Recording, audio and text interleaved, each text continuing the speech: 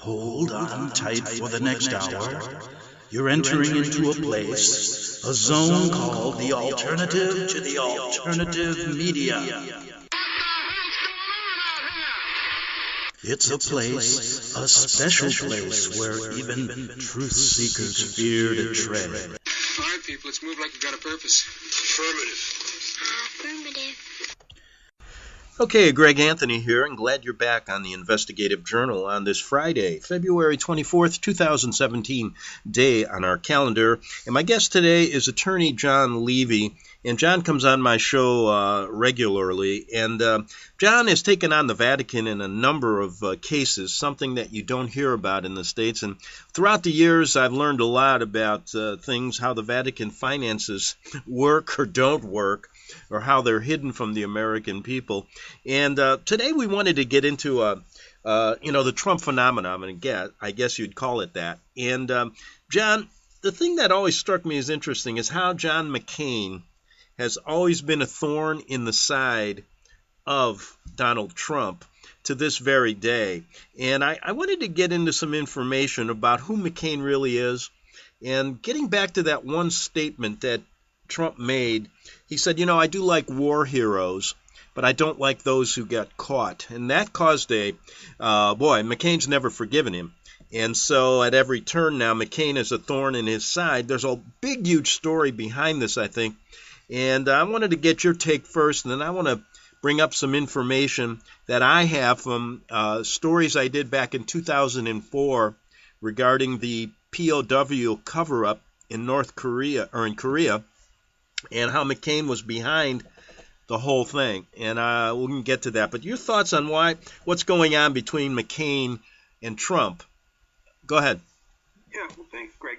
I think John McCain, Senator McCain, and his whole cabal there that includes his partner, his boyfriend, more or less, Lindsey Graham, another senator from South Carolina here, they are probably the most dangerous people in the U.S. government today. And I really mean that. Yeah, the reason is John McCain seems to be hell-bent on creating a war, whether that war is with Syria or Russia or with someone else.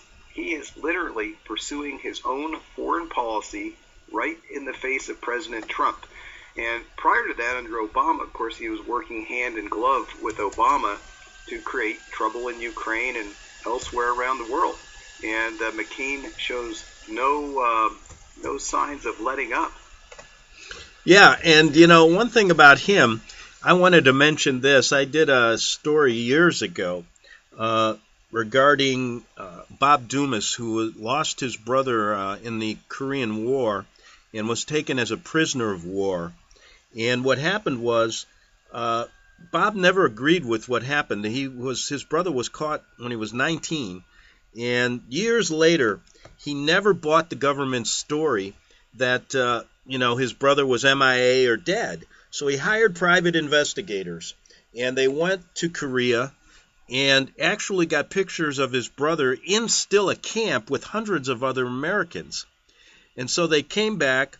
Bob Dornan at the time was a congressman, got behind it with Ron Paul, and they opened up hearings in the House regarding this, basically that the government was lying about these prisoners for some ungodly reason, and they were still being held in captivity.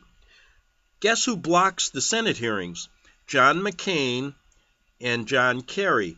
And one other interesting fact, McCain's has sealed his POW records for life, and that made me think about what Trump said regarding his war hero comment, that he respects war heroes, but not those who get caught. And I was wondering if Trump really understood what McCain's background was in Vietnam when he was caught, because there were Dumas was so upset about not being able to get these hearings going in the Senate that he basically started doing research and investigation on his own with his private investigators and found out that the camp that McCain said he was being tortured in, he found men that were released from that camp and in the United States and said they never saw him once. And then he had reports that McCain, because his dad was an admiral, was kept and treated in a Hanoi hotel the whole time and never underwent any torture and never tried to even help his own men. Interesting story, though, John, right? Absolutely, and it explains, as you say, Trump's intransigence toward McCain from the get-go. He didn't mince any words about what he thought about McCain. Right, and I was thinking maybe he understands what McCain's war records were what really happened over there, or was told about it, or got together with Dornan or others. But this story, I remember doing this story back in 2005, and I've even put it back up on my website so people can revisit it, because I cannot understand why, if you look at our men, it wasn't the military that did not want to bring these men back, but there was some political favors going on, and McCain seemed to want to block any kind of information. And also, why would he block his POW records for life if, he was a war hero, right? Well, there's, of course, lots of reasons for that, but one of the things that have been brought up, even recently, is how did he get captured? There's some question as to whether it was his own fault to begin with. So that might be another embarrassing revelation about McCain. Maybe he collaborated in some way. Maybe he was working with third parties. We really don't know, except that his behavior, since he was been back, definitely shows that he doesn't necessarily work in the best interests of the United States. Yeah, and you said he was probably one of the most dangerous elements in Washington, and I wonder how much he can block of the Trump policies that are trying to come forward, really trying to, make America first again. I mean, I haven't seen any of his policies that I really didn't like. What do you think? Well, Trump's great. I think that he's onto the right thing. He's trying to go after ISIS. He's trying to avoid conflicts with other powers, which is the opposite of John McCain. John McCain wants war with Russia. John McCain wants us to continue sending arms into Syria so they fall into the hands of the jihadists. I mean, that's what's been going on. The so-called Free Syrian Army, everybody knows that doesn't exist. It's just a euphemism for al-Nusra, or whatever they're called. They keep changing their name, which is actually al-Qaeda, which is actually ISIS. It's all the same. The Russians know that. We should know that. But yet John McCain was over in Syria last week, I believe, somehow inside of Syria, urging the jihadists forward, more or less. It said in the news outlets it was Kurds, but we want to believe that. I'm not sure. So what was the story about him in Syria? What did he say when he was there? Did he give any speeches or anything? Yeah, we got a sanitized report of it. It didn't really show up in the mainstream press, but he was there. There's no question about that. Let me see if I can just pull that. The Nation, which is not a right-wing magazine, reported on it. Yeah, I heard nothing about that until you mentioned it, yeah. Right, let me see if I can pull that. I'll tell you right now. But John McCain, he has a long history that people don't know about. Some of it tried to emerge when he ran for president, that he actually had been in the pay of a third country while he was in the Congress. Mm-hmm. And that goes back to his involvement with the World Anti-Communist League, which actually promoted the violent overthrow of the U.S. government in the 70s. Wow. Right. Well, here it is today. It actually, USA Today reported it, so it wasn't the mainstream press. USA Today. Senator McCain made a secret trip to northern Syria to visit U.S. troops. Published February 22nd. He went on a secret trip to northern Syria just last week, to quote-unquote visit U.S. forces and talk about the campaign to defeat the Islamic State. A spokeswoman from his office confirmed it was a valuable opportunity to assess dynamic conditions on the ground in Syria and Iraq. So I guess he was in Iraq too. President Trump has ordered a review of U.S. strategy to defeat ISIS, and Senator McCain looks forward to working with the administration. Now, what in the heck is McCain doing running around in Syria? Right. And who did he meet with? And if it's a secret trip, why are we finding out about it? Interesting. And it says here, it's not clear what day he was in Syria, but he's been traveling internationally. They know that much. So that leaked out that McCain is over in Syria. He thinks he was meeting with Kurds. Who knows who he was meeting with? He could be. My guess, he was meeting with jihadists of some sort. And what U.S. troops? Are there U.S. troops on the ground in Syria? I mean, the Russians have been alleging there's U.S. advisors who are supporting the jihadists. So who exactly was McCain meeting with? Yeah, interesting. Well, it'll be an interesting situation. Hey, I want to switch over a little bit to Pope Francis and talk a little bit about him. And the reason is that recently it came to light that Cardinal Burke, who is a traditional Catholic, has really called for the ouster of Pope Francis. And you haven't heard about it here in America, but when I was doing some shows with some people from Rome, they plastered Rome with posters regarding Pope Francis and stating that he's no good for Catholicism and he needs to get out. And basically what happened was Cardinal Burke has now been sent to some small island in Guam. He's been sent to Guam to kind of get him out of the way because he's supposed to solve some pedophilia case that's going on there. And we know that sounds a little fishy. But what's interesting about this is we know Francis all along has been, I'm looking at remember when he came to the States back last year and spoke to Congress and basically, ripped America new you-know-what. But right before that, he was in Juarez, and that's probably the most dangerous, violent city in the world. And he basically stated that capitalism is a plague that needs to be getting rid of, and that our borders in America should be open because look at all the Mexican people that have been killed trying to go there. And he said that capitalism is against God's belief system or something like that. Now, the interesting thing is that during the campaign, I found out that Steve Bannon, who of course is Trump's major strategist, met with Cardinal Burke in the Vatican and gave a speech there. And it's quite interesting. So what I'm seeing is this alignment with Pope Francis, of course, a globalist, and now you're seeing even in the Vatican, you're getting a split of globalists and nationalists, and you're seeing it here in the States where Trump is aligning with a traditional cardinal who's opposed to Francis. And just wanted to get your thoughts on what you think is really going on behind the scenes with the Vatican, since you know them well. Well, yes.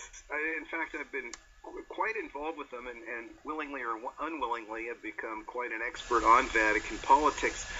What I can tell you is this, Greg. I am convinced now that Pope Benedict, who I was no fan of, by the way, but he was a conservative pope, was removed in what essentially was a coup d'etat or a blackmail by Francis and the Jesuit order. Because remember, Francis is a Jesuit. Mm-hmm. And Benedict, if you remember, popes never resign. He was the first pope to resign in 1,000 years, if ever. And he cited ill health, right? Mm-hmm. Well, he's still with us. And apparently he must be getting pretty good treatment there in that castle they have him locked up in there at the Vatican. So I think it was a coup d'etat. I think Francis got in there. I think he had an agenda of some sort. It's kind of a crazy agenda, but he's busy consolidating his power. We know that he loves Muslims. He said there's no such thing as Muslim terrorism last week. I remember that was in all the headlines. I'm going, what? How can you say there's no such thing as Islamic terror? Right. When they're busy burning churches and killing Christians and Catholics throughout Africa in the name of Islam, and of course in the Middle East. But he made that crazy statement. He is behind the recent, and this ties in what you said about Cardinal Burke. A lot of people may not know it. The SMOM, the Sovereign Military Order of Malta, mm-hmm. which we know as the Knights of Malta, is actually a sovereign entity. That is, it enjoys diplomatic relations with 160 countries or so throughout the world. It has embassies. It has its own passports. So it operates alongside the Vatican, but separately from the Vatican until recently. Just in the last month, Pope Francis engineered a takeover of the Knights of Malta by getting rid of their general, the Secretary General, and putting in his own guy. And guess who the spiritual advisor of the Knights of Malta was prior to Francis's takeover? Yeah, you're going to say Burke, right? It was Burke. That's right, Cardinal Burke. So it is a consolidation of power, and my sources in Italy say, people who are informed just hate it because, Francis gives this smiley Pope appearance to the outside world, fools people, but is working a Jesuit agenda, which indeed is very radical, but it's not the sort of radicalism that you think it is. It is radicalism with a totalitarian, Pope behind it. Because after all, he is one of the last supreme kings, right? Exactly. He's supreme pontiff. Only he can talk to God. I mean, is that someone who's a liberal Democrat? I don't think so. Also, if we look at the Jesuit order, we mentioned that Benedict was the first pope in 1,000 years to resign. It's also unusual what's happened in the Jesuit order. I've seen 2 resignations in the last, 8 years? First, we had Kolvenbach resign, and that's the Jesuit general, who some say is more powerful than the Pope, the White Pope. He resigned, and that's usually a position for life. Then we get Adolfo Nicolas, and he recently, in October, resigns for Arturo Sosa from Venezuela. What's going on there? Why are there so many Jesuit generals now? Well, a consolidation of power by Francis. I mean, the real Jesuit general, the Black Pope and the White Pope have been united in the current papacy. Now, right. I don't know if that ties into biblical revelation or not, but you have a very dangerous situation. And I might add, what did Francis do? He did the unbelievable, which was attack President Trump during the presidential campaign. If you remember that, he said Trump is not Christian or something along those lines, and then Trump took a swing back at him, and then Francis backed off. But this is the same Vatican that never spoke up about Adolf Hitler and signed a concordant with Benito Mussolini, but yet they feel compelled to go after Trump. Yeah, and I mean, we've gone over on my show a lot, the history of the Vatican behind Hitler, and Mussolini's real interest, or the Vatican's interest, was to basically form their city-state again during the time of Mussolini. But I thought it'd be interesting. We could probably carry this over to the second half hour. Got about 6 minutes left here. But since you've gotten it, you took on the Vatican in a case regarding Alperin v. Vatican Bank. That was in the San Francisco Ninth Circuit, or the Ninth Circus. We're getting a little... Yeah, before we get into that, though, I want to get your take. Yeah, I got to do this. I forgot. Because you're so familiar with the Ninth Circus, I call it. Almost 80% of their decisions are overturned at the Supreme Court level.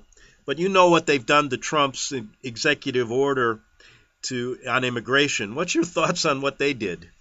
Well, every attorney who is not a Democrat is shaking their head going, what? How can you bring in factual arguments from a presidential campaign and use them to overturn an executive order? There's basically, they said, we don't like the guy, so we're not going to uphold his executive order. That's all that it was. There was no legal reasoning there. I don't understand how foreigners who are just coming to visit the country from a few countries that are clearly exporters of terror would have constitutional rights. They're not citizens, they're not residents, they're not U.S. persons. They're coming from Somalia or Syria or Iraq, Libya, ISIS strongholds. But somehow that's against all Muslims if you just say we're not going to issue any visas there for 90 days. It's crazy. And whose constitutional rights? Well, their relatives, I guess. The immigrant relatives, we see they got to travel back and forth to Somalia constantly. Go figure.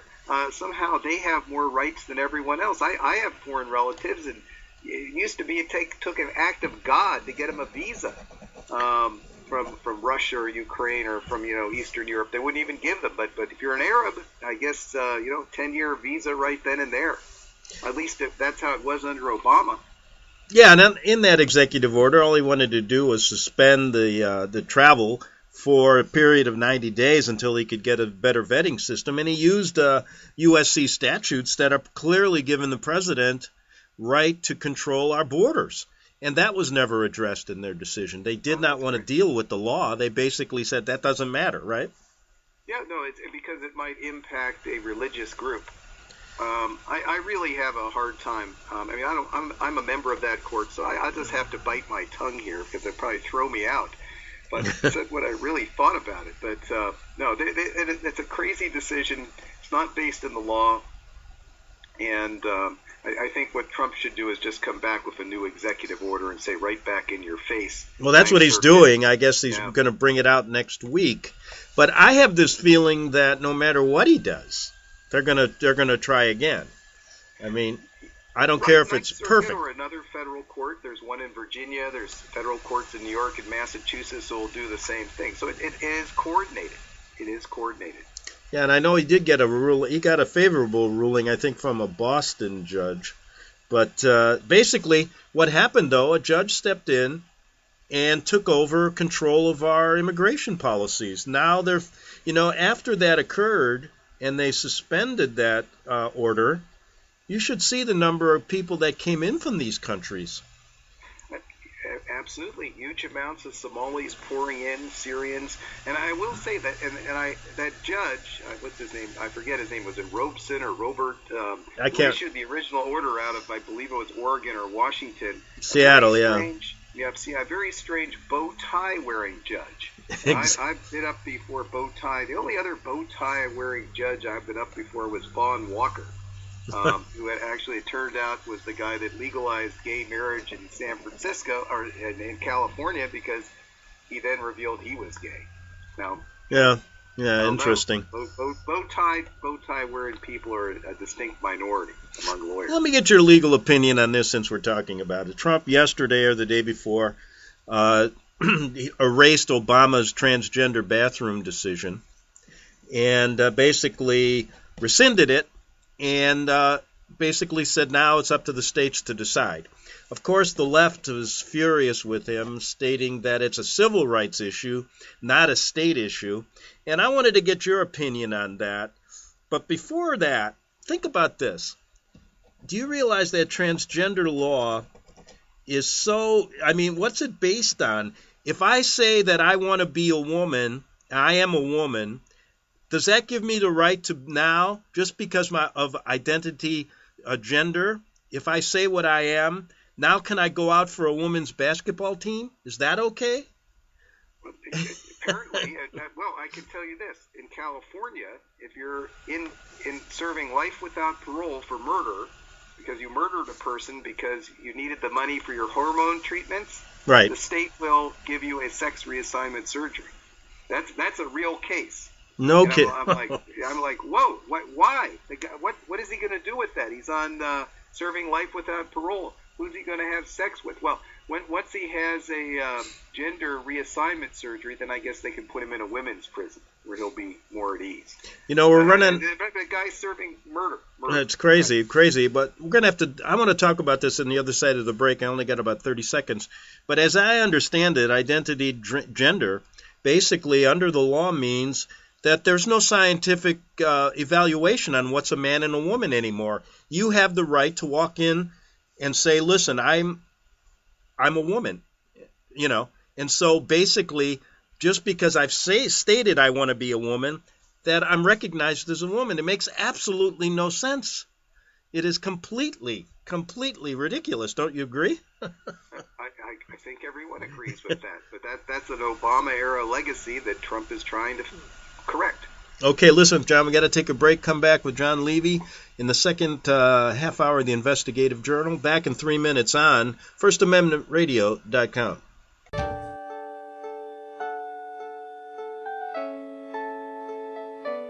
The program you are listening to is 100% sponsored by you, the listener, on this First Amendment Rights Media channel. you will notice that there are few commercials on this radio network. There's a good reason for that. Corporate advertising dollars come with strings that limit program content. So without your help, these programs cannot continue on internet or our several affiliates. If you benefit by the educational law programs, we ask you to give. If you are admonished or nurtured by the Bible and ministry programs, we ask you to give. If some voice a cause that you are passionate about, we ask you to give.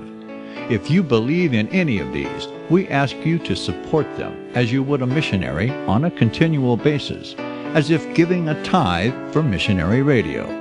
These programs are not commercially viable and must be supported by those faithful to the cause of truth. Look for the button to sponsor your favorite programs at our listen and schedule pages on the internet. Then, when you subscribe, we will send you the last quarterly MP3 CD of that program immediately, and continue to do so with each new quarter.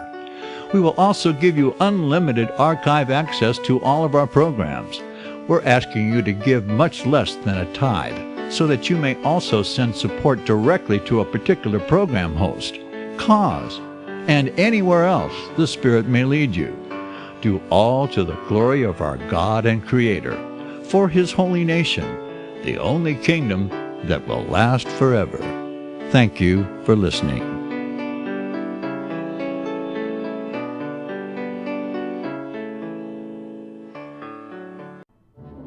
The book of Revelation says, "The spirit of prophecy is the testimony of Jesus Christ." This is at the very heart of FirstAmendmentRadio.com. In that spirit, we have created the Prophecy Reality News app for all of your mobile devices, streaming First Amendment Radio 24 hours a day, 7 days a week. Available for your Apple, Android device, and smartphone, absolutely free. Get the Prophecy Reality News app installed today so you can listen to First Amendment Radio wherever you are. The Prophecy.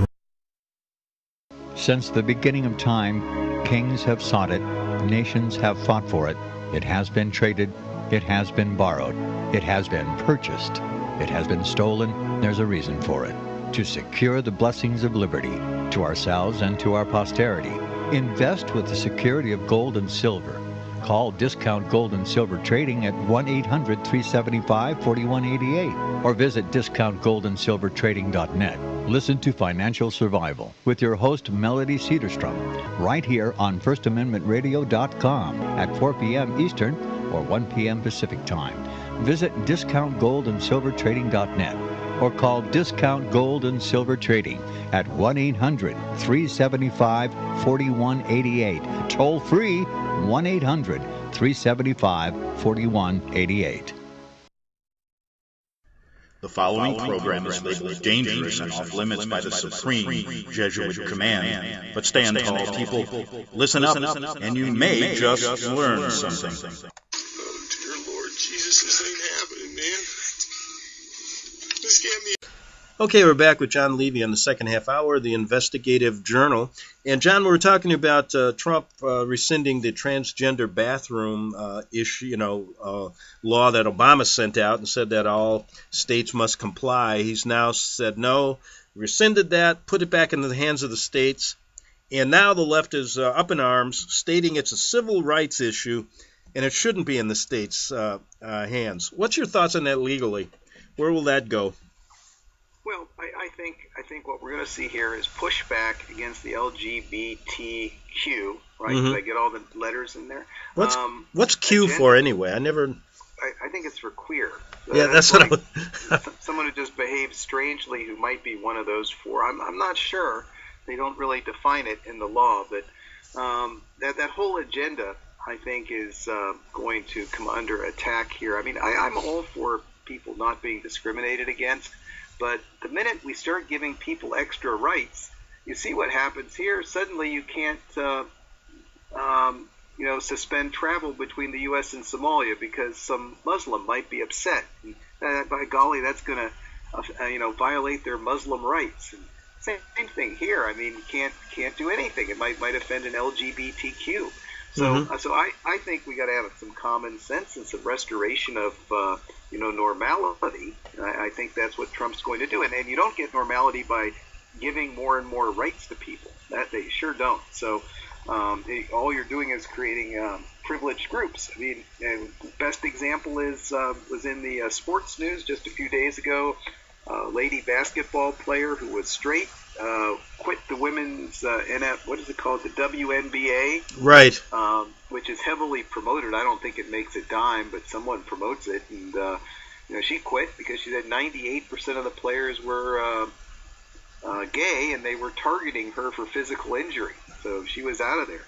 So, that's what happens. You give people special rights, and they think they're above the law.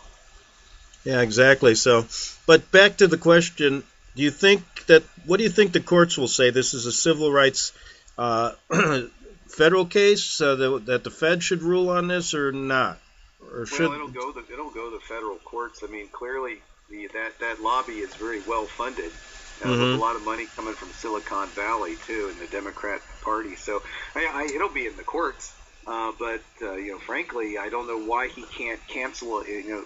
Clearly it was an executive order, and he can cancel an executive order. It's an open and shut case. Now, I suppose what they can say is, well, he said sometime that maybe he didn't like Rosie O'Donnell, and she might be gay, and therefore he was trying to get back at her, Greg. Yeah. And therefore he will cancel his executive order because he doesn't like Rosie O'Donnell. Yeah, exactly. Well, that's the same reasoning they used on the 90-day travel ban. They could use Rosie O'Donnell. I guess it went to the Ninth Circuit. Yeah, and the thing I never understood about that, I mean, they were worried about a few people that were inconvenienced and coming from these countries. But yet, if you go to an airport today, how inconvenienced are we now? I mean, it takes forever to get through line. They take your shoes off. They do everything. But that doesn't matter anymore, right? The Americans can be inconvenienced, but we do not want to inconvenience one person from Somalia, right? So Somalia is not even a functioning country. That's the funny part. The government controls about 3 square blocks in the capital, guarded by foreign mercenaries. So I mean, and that's the truth. That you can't even get into the airport there. It's so dangerous. So why on earth would you want to be importing people from there? The same thing with Syria. I mean, no, we don't want Syrians, although they've been promoting that agenda so heavily that we want them. We don't want them for that very same reason. You don't know who they are, where their paperwork came from, and very likely some of them are going to be jihadists. So let's get a handle on it. But no, the court says, no, you can't possibly do that because Muslims might be offended. Okay, I want to ask you, you travel Europe a lot, and I know you're licensed as an attorney in England as well, so you know what's going on in the EU. Trump made a statement about Sweden, and boy, I tell you, he got a lot of criticism, but then 2 days later, they show what's going on in these migrant neighborhoods. And a guy by the name of Ami Horowitz just did a documentary that Sweden's in big trouble. And there's these no-go zones where police don't even go in anymore. And if you go there as a Swede or as a tourist, you're going to be harassed by Muslims. And they've let in, I think, 1 million with a population of 10 million. And the Swedish government doesn't want to fess up to really what's going on. But let's take Europe as a whole. You go there a lot. What's going to happen there, John? I mean, is this going to ever be... Is that problem ever going to get solved? Or is Europe on its way down the tubes? Well, it'll get solved if Le Pen gets in somehow in France. She has a good plan for solving that, which is deporting a lot of people and stripping others of their citizenship. But I agree with Trump. I was in Sweden 2 years ago, in Stockholm and Malmo, and my God, it was dangerous. I mean, you walk a couple blocks out of the hotel there, out of the Radisson, I think it was, there in Copenhagen. I mean, you're scared to death. Stockholm was a little bit better, but places like Bergen, Norway, you think you're in Baghdad. There are so many Arabs and refugees and whatnot packed into the Scandinavian countries. In northern Germany, Hamburg is another one. The parks are filled with refugee encampments. So this is several years ago. Milan, Italy, people were sleeping on the streets all around the train station. So it's a mess. It's not the Europe that you would remember. Yeah. they've got to get tough. Their best hope is someone like Le Pen. I don't think Theresa May is not the person to do it in England. She's not tough enough. Someone like Farage might be, the person to do it. But they've got to get tough, and they've got to do like the fellow running for the Dutch presidency. What's his name? I can't think of it. Yeah, it's got that funny name, but funny Dutch name. Something like Wim Bitters or something. I should know that. It's on the tip of my tongue. But he said, you know what, my presidential pledges, I'm going to get rid of the Moroccan scum. So, I mean, but that's what needs to be done. They got to get these people out of there. They don't know who they are. A ton of them are Albanians and Bosnians and Kosovars who just come up there for the summer to collect welfare benefits, claim they're from Syria, and then they're deported.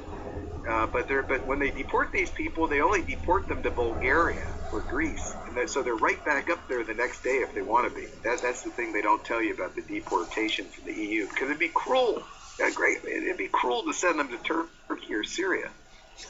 And you think about this: the Pope, okay, he's pushing for open borders with the EU, and I bet you there's some financial incentives there for both organizations, correct?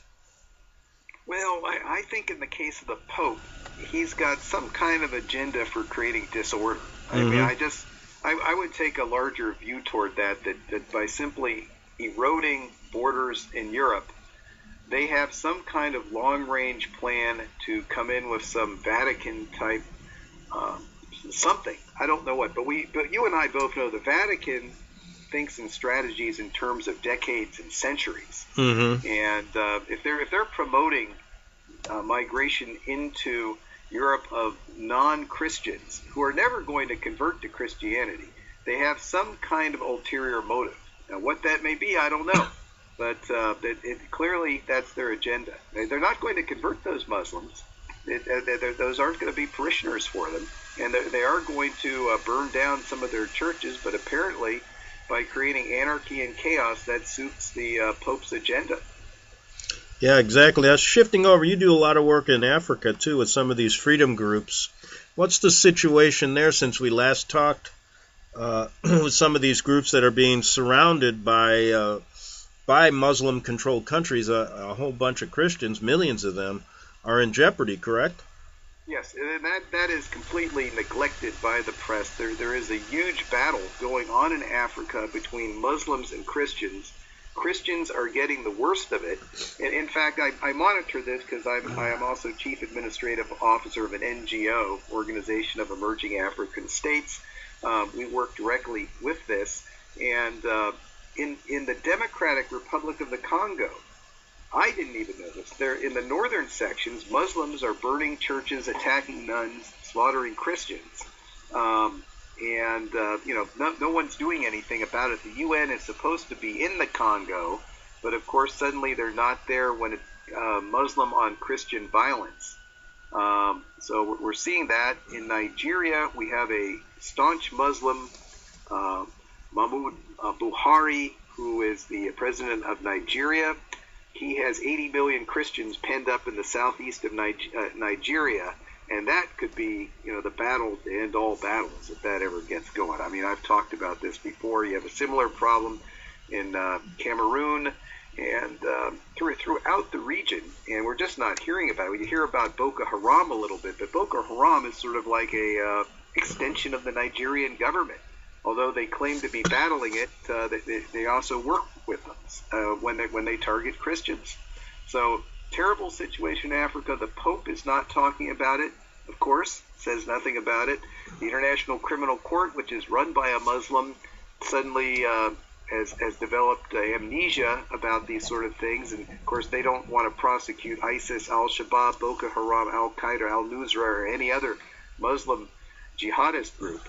So it does not bode well. Everyone down there is looking to President Trump to bail them out.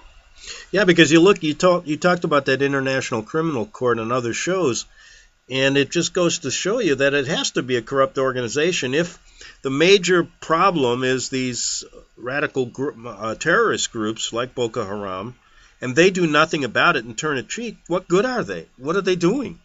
Well, they're busy covering stuff up. That's what they're doing. They have a huge budget, about $250 million a year. Big offices in The Hague. And where does that money come from? Do the American taxpayers fund that too?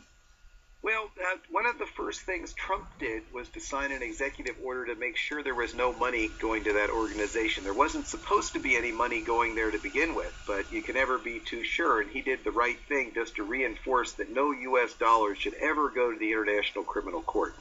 No, that's not good. Because not because we don't need an International Criminal Court, but because it is a really bad organization that run by a Muslim prosecutor who is anti-U.S., and it does the bidding of I don't know who, but it's there, and it's mainly a cover-up organization for jihadists. And the EU probably puts money in there. Yeah, but most of the money is from the EU and Japan. The EU and Japan. The other countries like India, Pakistan, Israel, Russia, China have nothing to do with it. Mainly the Europeans and the Japanese fund that monster. And the Europeans fund it basically to get leverage over the African countries where they're the former colonial masters. And we're using that court to prosecute uncooperative politicians. So it's sort of a neo-colonial court, and the Africans were forced to become members of it by the Europeans because the Europeans said they would withhold donor money, foreign aid, if they didn't agree to let that court have jurisdiction. So the only people ever prosecuted in approximately, about 14 years of the International Criminal Court are, surprise, surprise, Africans. Yeah, well, seems like an uphill battle, to say the least, for people that would like to see freedom flourish there. Another question I had from you, one of the things I wonder is, okay, Trump's going to get tough on ISIS, but what can he really do to stop this? I mean, he's up against, a global conspiracy here. We know the Vatican has to be behind ISIS, and you're even talking about some of the people in our government, like McCain and others, and the Clintons supporting this terrorism for what God knows reason. What can he really do? I mean, this is not going to be easy, is it? Well, let's give Trump credit. Trump said during the campaign, when he was at his most vulnerable to attack, that Clinton and Obama created ISIS. You remember him saying that? Oh, yeah. He said that. If you or I said that, we'd get criticized. He went ahead. He stuck his neck out. He said it. He got elected president. So he knows who's behind ISIS. When he says Clinton and Obama, that's the State Department and CIA are behind ISIS. And they created it. And the people who are fighting ISIS, the CIA and State Department are against, which is Russia and Assad. What Trump, if you really want to take ISIS out, the only way to do it for real is to cooperate with Assad and Russia. Right. The people who are fighting them, no one else is fighting them.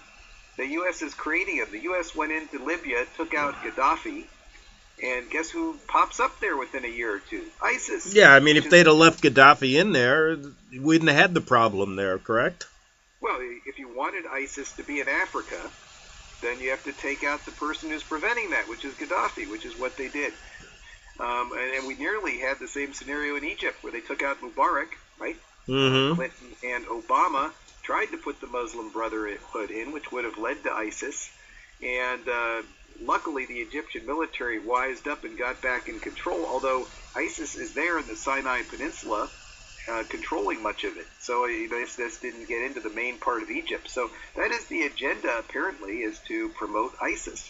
And then Trump wants to stop that, but then you have the CIA coming after him. Exactly. Then we haven't even talked about one major story, the attempted coup in Turkey with Erdogan. And basically how that went down, we were behind that, although the papers and our government won't admit that here. But Erdogan had said publicly that if it wasn't for Putin and Russia warning him, he'd have been killed that night. Yeah, and you're absolutely correct. Our papers and media don't report it, but who was behind the coup? Well, they never say who's behind the coup. A bunch of majors and sergeants. Mm-hmm. And if you read our press, it never says anything. Now, Erdogan, who should know, says it's, that the Gulen, the CIA asset, who's sitting over there where in Pennsylvania, was behind the coup, and I have no reason not to believe that. I mean, wouldn't he know who was behind the coup? I mean, he must have tortured and interrogated at least 5,000 people by now. So, I mean, Turkey's a pretty mean place. So, so certainly we know who's behind it. A guy who's sitting over in the U.S. who's a CIA asset. Right, and he was brought here by Clinton, Bill Clinton even. But listen, the point is, Erdogan recently has asked Trump to bring, Erdogan wants Gulen back in Turkey to stand trial for this. But anyway, I wonder where that's going. I haven't heard anything.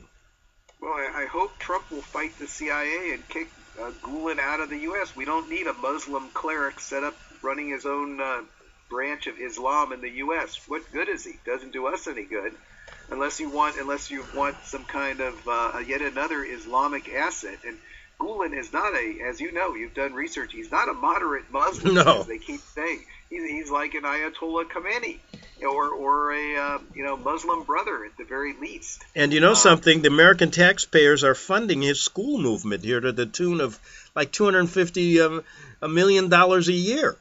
I mean, it's insane. But what you said was important. Let me go ahead. Let me tell you what people don't realize. You may be sending your kid to a charter school controlled by the Gulen organization. Yeah, that's it. Yeah, incredible. But here's the deal. So what you said was interesting. I'm sure Trump wants to get him out of here, but he's probably getting so much resistance from the internal CIA and the protection that I don't know how powerful they are to keep him here, if they can even thwart a president. Don't you think? What's going on there? Well, they've got their own. The CIA has always operated that way. By the way, in the 1950s under Dulles, Mangleton, and Frank Wisner, they had their own assets as well, Nazis that they brought over from Eastern and Central Europe to do their bidding, and the U.S. president couldn't get them out of here either. So it's just a retrieve. Under Obama, you had a weak presidency. When you have that, the CIA gets more and more control and brings its assets into the country. So Trump is a strong president. Maybe he can get them out. But here's what he's also probably thinking. Can you imagine the backlash he would get from Americans who don't really understand what we're talking about? And he would be depicted as throwing this good Muslim cleric out of the country to his death. What kind of president would do that? Can you imagine? So he's up against a real hard decision there, don't you think? I don't know. Anyone who does even the most basic research on Gulen can see he's a Muslim brother from way back. And in fact, the fact you have all the hijabs and everything else in Turkey now instead of a secular state is because of Gulen. I know, John, but don't. Erdogan's partner. I agree with you totally, but you realize what. You're not going to hear that story on ABC, NBC, CBS, CNN. It's all going to be the other way around, and you know how many people in this country just listen to them, right? Well, fewer people are listening to them. That's true. I'll say that. Yeah. So the most recently Bannon said the enemy is the press. Yeah. Well, see what you can find out about whether they're getting close to getting rid of Gulen. You got some contacts somewhere. See what's really happening there. It'd be interesting.